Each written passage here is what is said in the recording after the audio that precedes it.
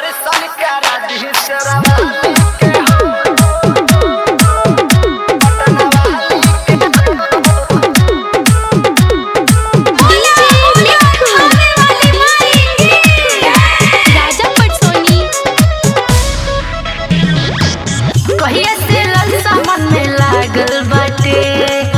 दर्शन करेला सुशील पागल बाटे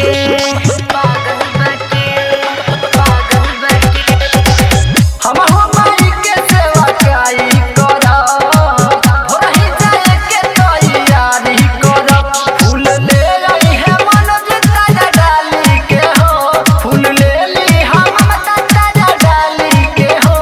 चलो दर्शन करा दी शेरावाली के हो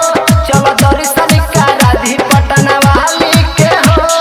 सच बा माई के दरबार सोइया दर्शन करा दी एक बार सोइया बोला गाड़ी बुक करा दी रानी काल्हि के हो बोला गाड़ी बुक करा दी रानी काल्हि के हो चलो दर्शन करा दी शेरावाली